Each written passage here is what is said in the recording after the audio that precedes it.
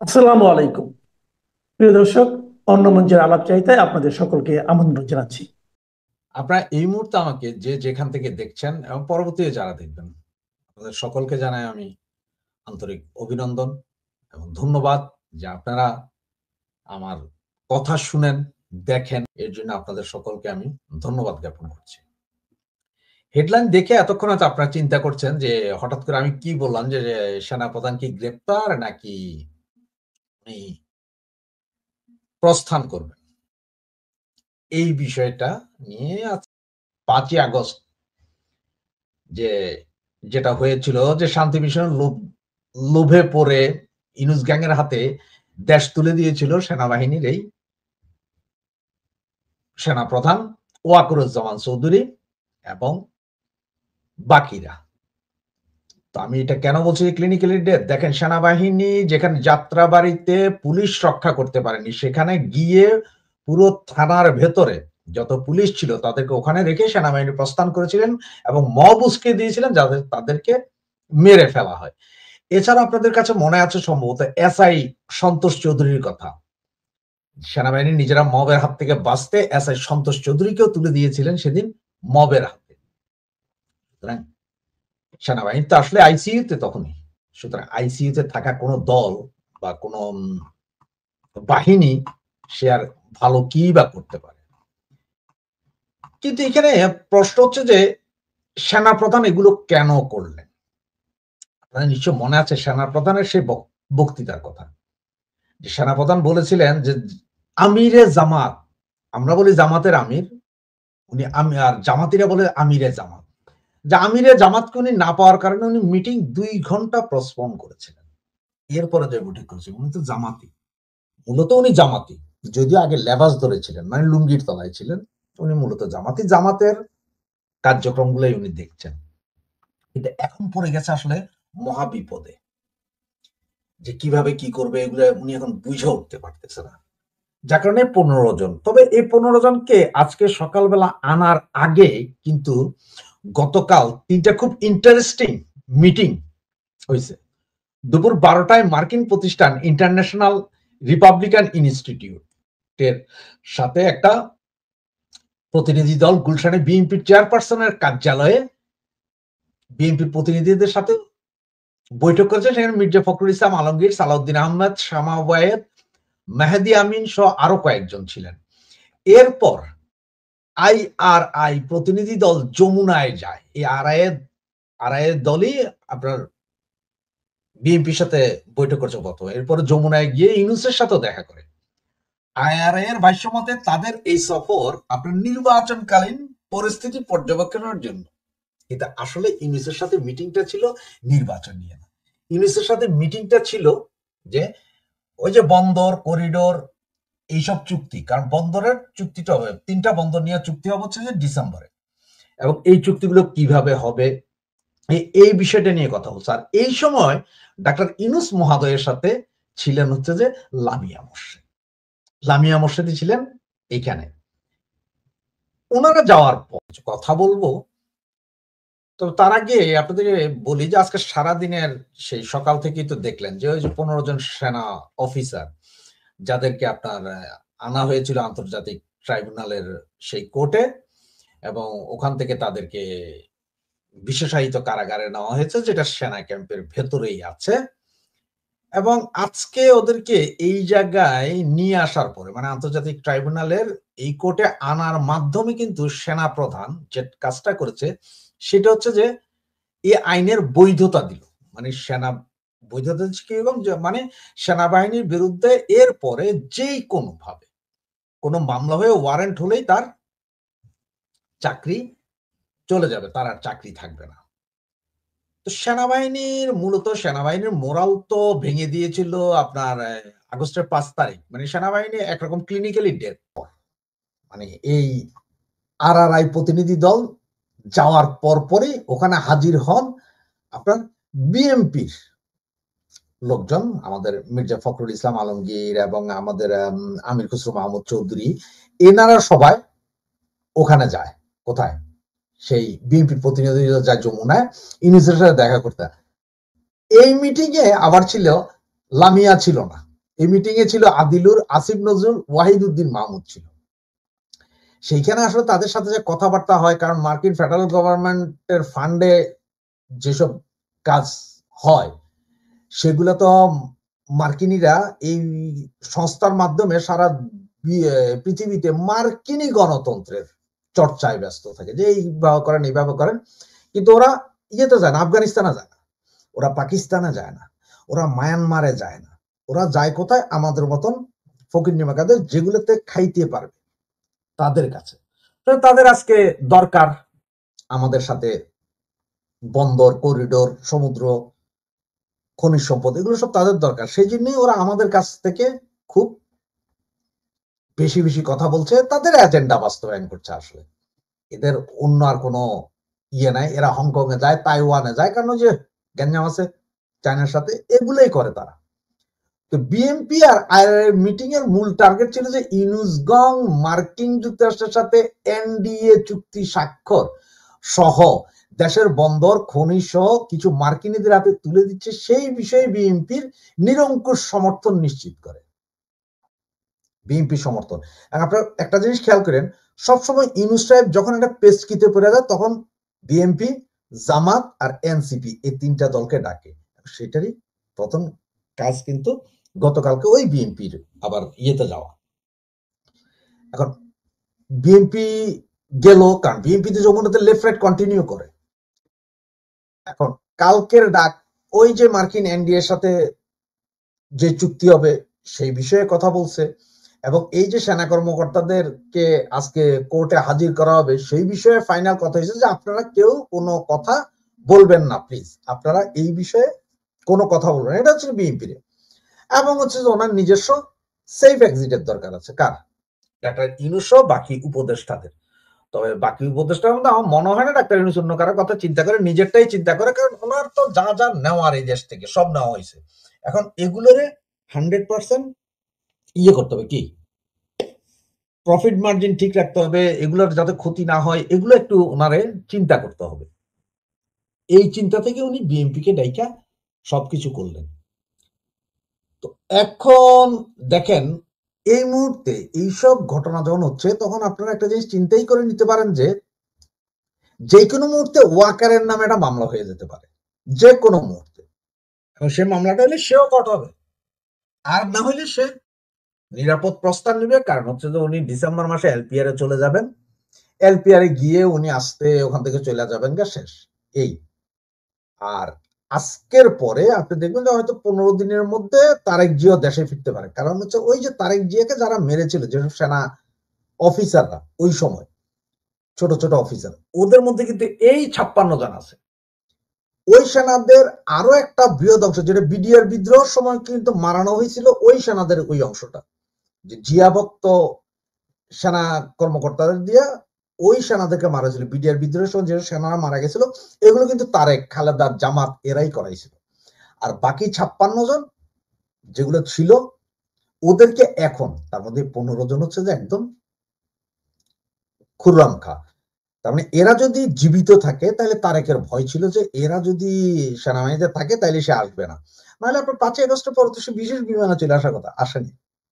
তার কারণ হচ্ছে যে ভয় ছিল। এখন এদেরকে ধরে ফেলেছে, এরা এখন জেলে যাচ্ছে, সুতরাং এখন দেখবেন যে আস্তে করে ওরা তারেক যে আসছে।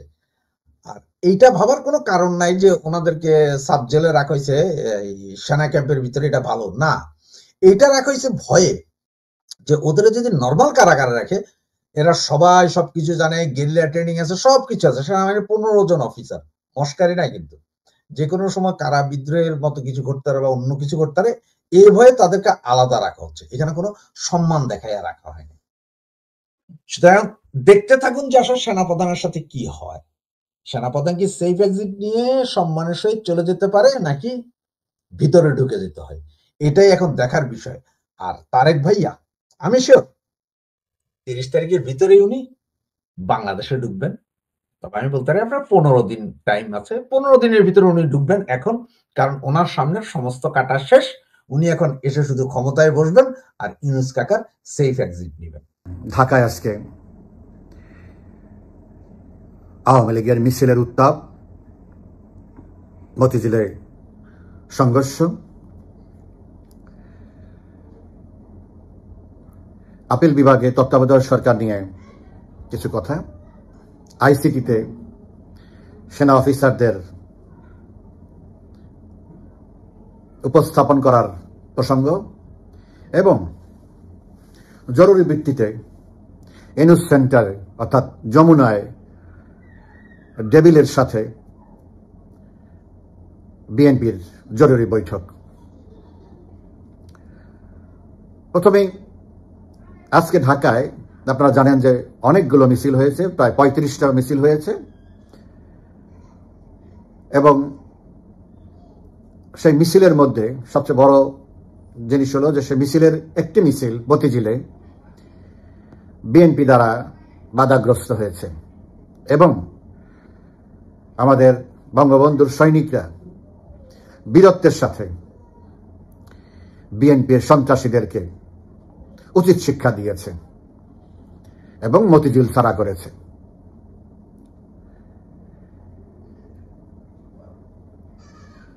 আজকের এই ঘটনার মধ্য দিয়ে একটি সংকেত,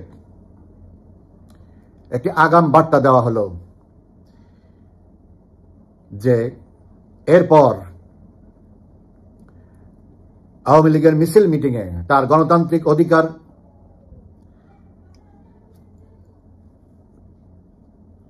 প্রয়োগ করার ক্ষেত্রে কেউ যদি বাধা সৃষ্টি করে, সেটা যেই হোক, যেই দলই হোক, যেই প্রতিষ্ঠানই হোক, যেই দলই হোক, পরিকল্পনা এমন থাকবে ওই মাঠেই জনতার সামনেই তাদেরকে উচিত শিক্ষা দিতে হবে, দেওয়া হবে। পত্রপত্রিকায় ঝটিকা বলা হচ্ছে মিছিলকে। এই মিছিল ঝটিকা মিছিল না, এই মিছিল দৌড়ে দৌড়ে মিছিল করে নেই, এই মিছিল স্বাভাবিক নিয়মে স্বাভাবিকভাবেই মিছিল করেছে। বিভিন্ন জায়গায় মিছিলের বহর এত বড় ছিল, মিছিলের অংশগ্রহণকারীরা এত উত্তেজিত ছিল,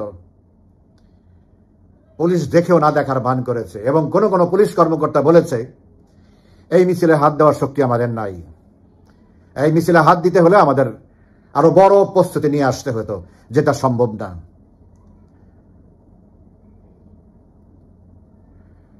আরেকটা জিনিস প্রচার করা হচ্ছে বিভিন্ন মাধ্যমে যে এই বিভিন্ন মিছিল থেকে 131 জনকে গ্রেপ্তার করা হয়েছে, হুইচ ইজ বোগাস।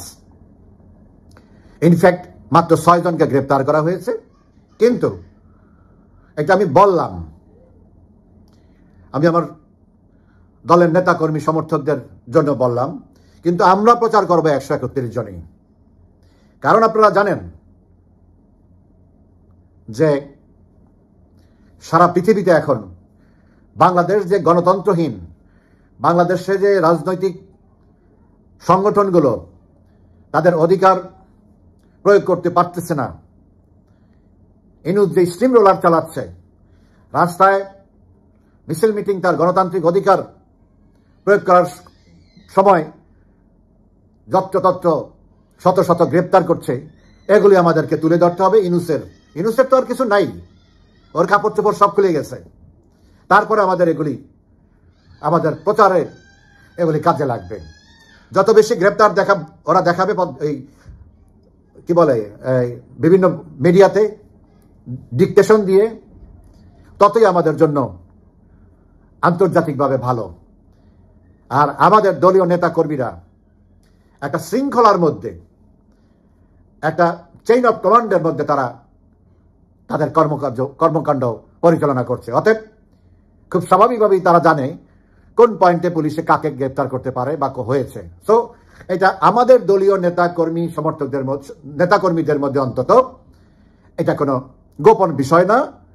এটা সাথে সাথেই তারা জেনে ফেলতেছে কোথায় কাকে গ্রেপ্তার করা গেছে বা কি আসল রহস্য কি। সো এইসবে বিভ্রান্ত হওয়ার কিছু নাই।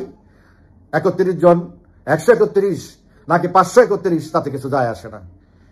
আওয়ামী লীগের লক্ষ লক্ষ নেতা কর্মী মাঠে নেমে গেছে। যখন যেই টিমকে মাঠে নামানো হয় সেই টিমই নামে, বাকি সব স্ট্যান্ড বাই থাকে। সো আমরা একটা কৌশল করে, একটা পরিকল্পনা করে আগাচ্ছি। সেই সব বিষয়ে আমি বিস্তারিত যেতে চাচ্ছি না, যাব না। আমাদের মূল লক্ষ্য খুব দ্রুততম সময়ের মধ্যে মাননীয় প্রধানমন্ত্রী যে নির্দেশনা দিবেন সেই নির্দেশনা কার্যকর করে আমরা বাংলাদেশকে এই ডেভিল ইনুস জঙ্গি সন্ত্রাসীদের হাত থেকে মুক্ত করব। আপনারা জানেন যে আজকে সুপ্রিম কোর্টের আপিল বিভাগে একটি শুনানি হয়েছে তত্ত্বাবধায়ক সরকার নিয়ে। এটা নিয়ে আমি বিস্তারিত গতকাল বলেছি।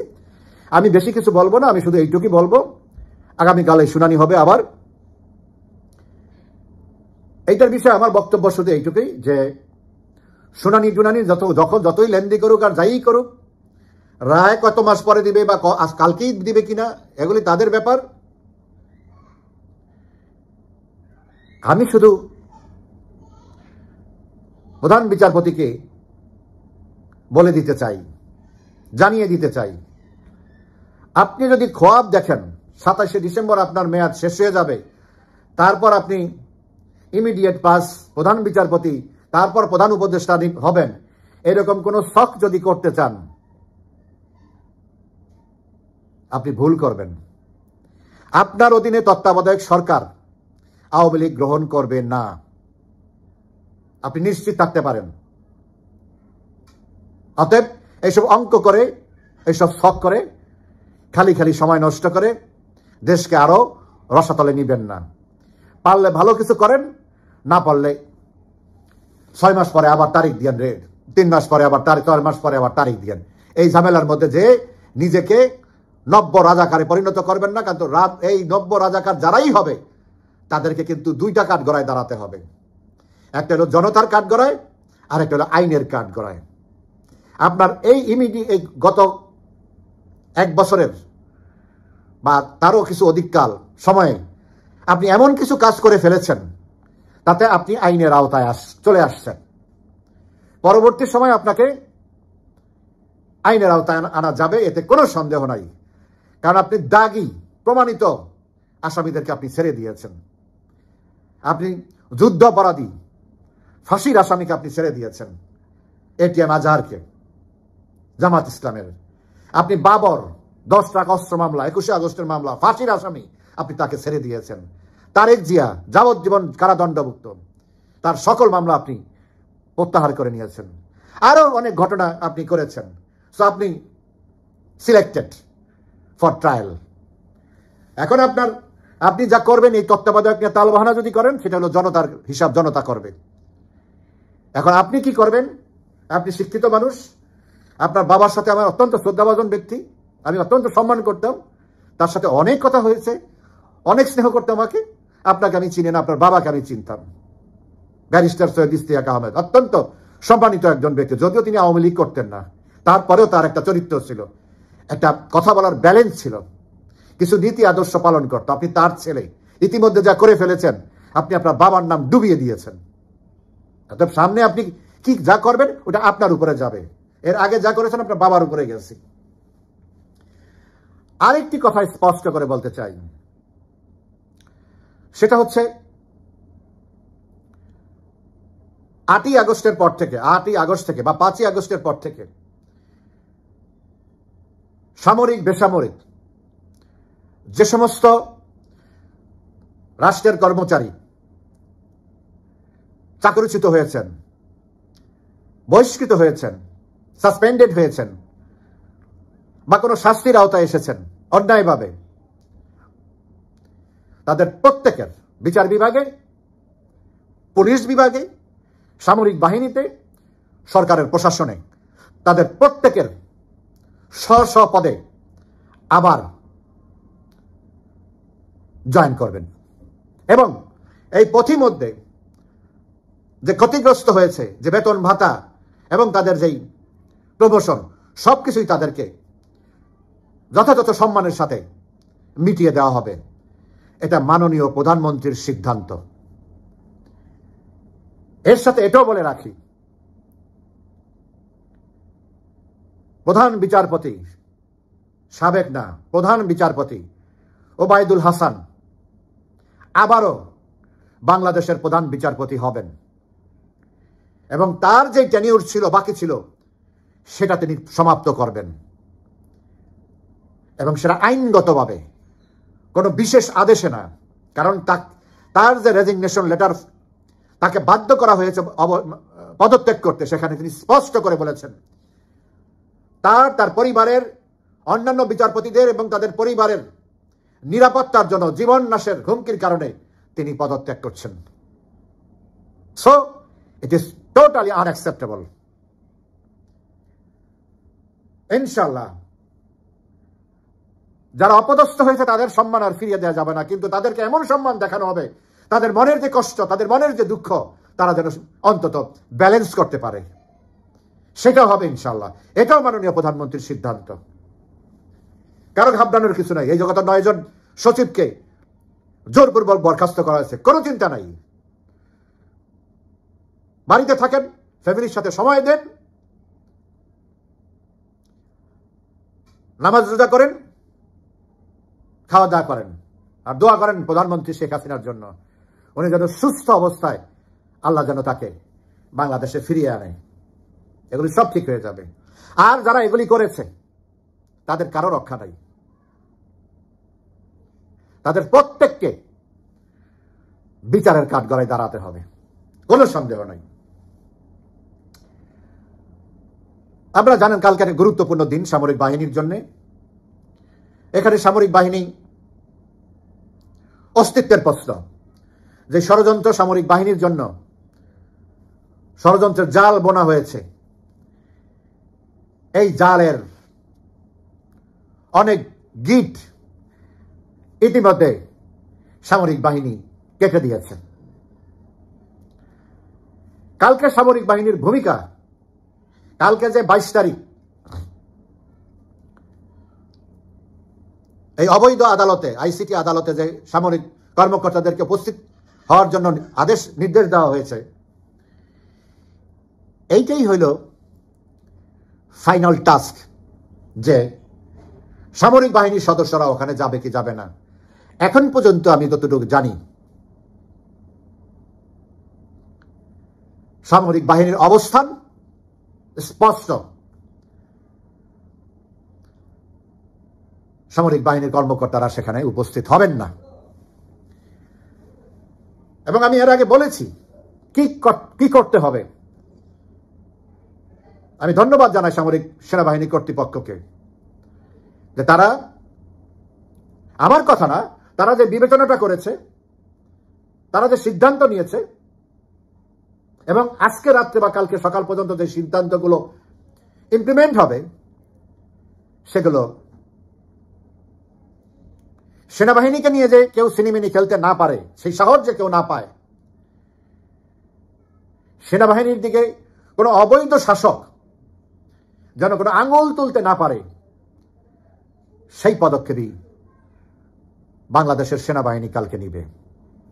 এবং তাদের সেই পদক্ষেপের মধ্য দিয়ে এই বিভিন্ন অধ্যাদেশ জারি করার মাধ্যমে এই ডেভিল ইনুস ও তার গ্যাং, আর ওই রাজাকারের, আমি ওকে এই তাজুলকে নিয়ে আসলে কোনো কথা বলবো, ওখানে কর্মচারী, ওখানে মাসিক বেতনে চাকরি করে, তার কথাবার্তা যাই বলুক, তার আচার আচরণ যাই বলুক, তার কোনো ক্ষমতা ওখানে নাই।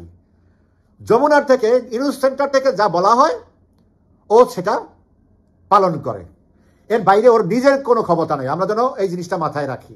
ও ওই শফিক ডাস্টবিন শফিকের মতো আরেকটা কেরানি, বেতনভোগ কেরানি। He does not have any decision making power, or he is not an authority. এটা মাথায় রাখতে হবে। Whatever is happening in ICT, everything has instructed by Devil Inus and through Asif Nazrul to Tajul, এইভাবে জিনিসটাকে দেখতে হবে। So কালকের সেনাবাহিনীর ভূমিকা এখন আগামী কয়েক ঘন্টার সামনে আছে, তাতে তারা যদি কোনো চাপের মুখে, নতুন কোনো চাপের মুখে, আন্তর্জাতিক চাপের মুখে তারা স্টেপ ব্যাক করে, এটা তাদের জন্য করুণ পরিণতি ডেকে আনবে। একটি কথা স্মরণ করিয়ে দিতে চাই, forget about United Nations peace keeping force, it is going to be dead, finished. America সেখান থেকে সরে গেছে, চায়না সেখান থেকে সরে যাচ্ছে এবং যাবে। অলরেডি সেই প্রিপারেশন আছে, সিগন্যাল দিয়ে দিয়েছে জাতিসংঘকে। সো এই দুই দেশ মিলিয়ে প্রায় 55% এক্সপেন্ডিচার বিয়ার করে। এই দুই দেশের পিছনে আরো অনেক দেশ আছে, বা এই দুই দেশকে ফলো করবে আরো অনেক দেশ। In that case ultimately very sooner or later জাতিসংঘ পিস মিশন বন্ধ হয়ে যাবে। এইটার রাজনৈতিক যে দৃশ্যপট সামনে এসছে, এটা ভবিষ্যতে সেটা অন্য আলোচনা, সেটা নিয়ে কখনো কোনো প্রসঙ্গ আসলে সেটা আলোচনা করব। এটা অন্য পলিসি আছে, আমেরিকান পলিসি আছে, রাশিয়ান পলিসি আছে, চাইনিজ পলিসি আছে। সো এইটাকে ডেট করে দেওয়া হবে।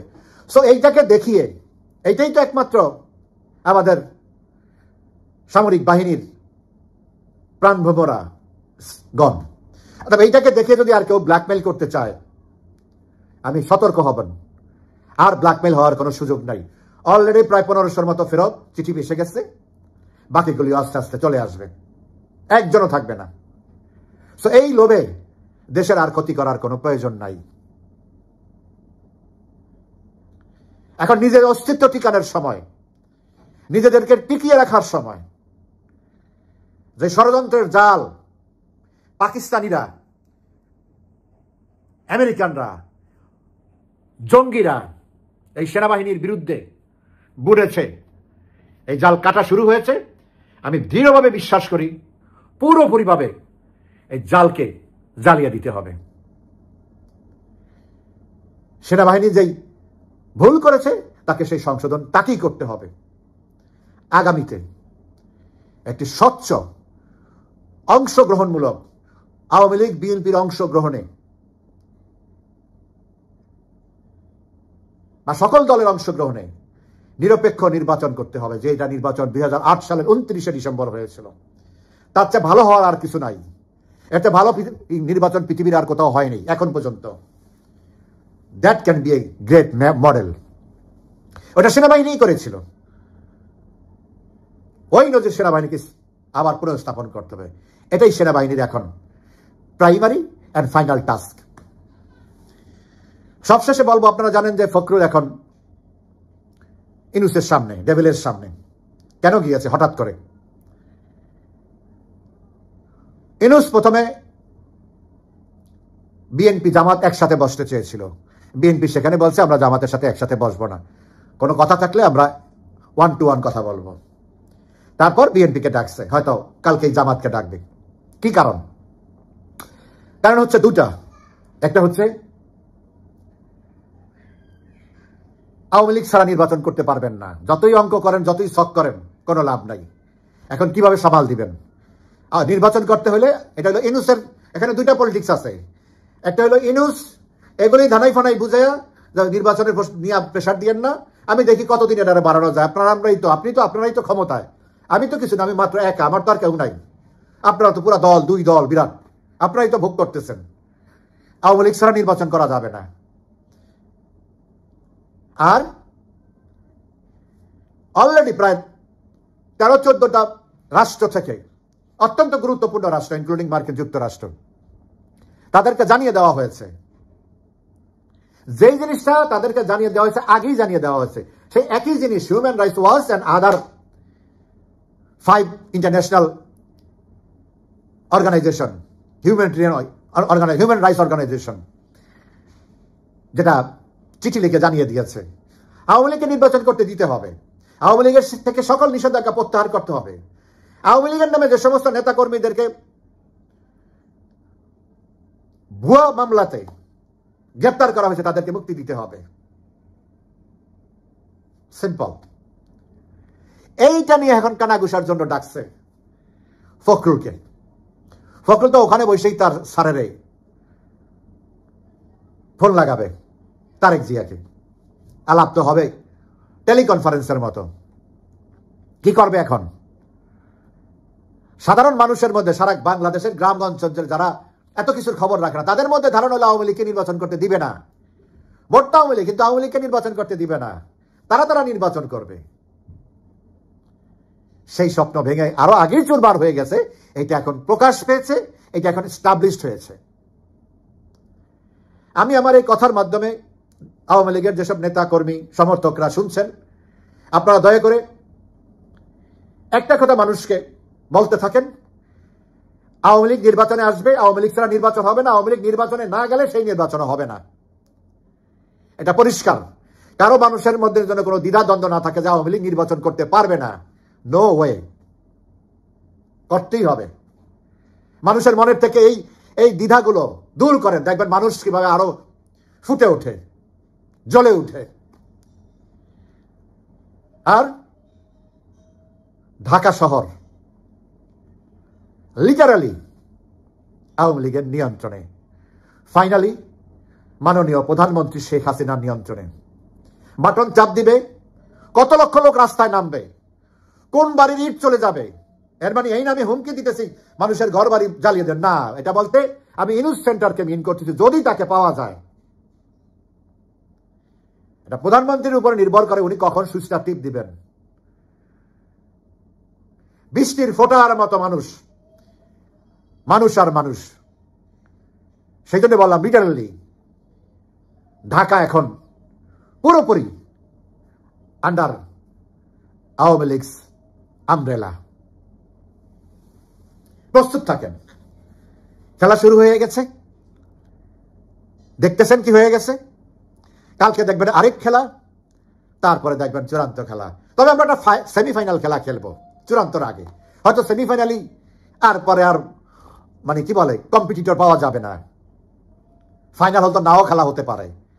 প্রধানমন্ত্রী চান না ফাইনাল খেলা, ব্যক্তিগতভাবে উনি চান না, আমিও চাই না। কিন্তু আমি একটা জিনিস চাই, একটা দৌড়ানি চাই। সেই দৌড়ানি তো অনেকে উষ্ঠাকায় পড়ে যাবে, পড়ে যায়, হাত পা ছিলে যাবে বা কোনো কিছু হবে, একটা দৌড়ানি লাগবে। এটা হলো আমার ব্যক্তিগত, আমি সেটা আমার প্রধানমন্ত্রীকে বলেছি যে একটা দৌড়ানি লাগবেই। সেই দৌড়ানি তো হয়তো অনেকে মাইনাস হয়ে যাবে, দৌড়ানি একটা লাগবে। কিন্তু যে সুনামি করার প্ল্যান আমাদের, এটা মাননীয় প্রধানমন্ত্রী চাচ্ছে না। এটা সেনাবাহিনী জানে, এটা ইনুস জানে, এটা ডোনাল্ড ট্রাম্পও জানে। সো ইনশাল্লাহ আল্লাহর অশেষ রহমতে everything is under Sheikh Hasina's control. Now ball is in her court.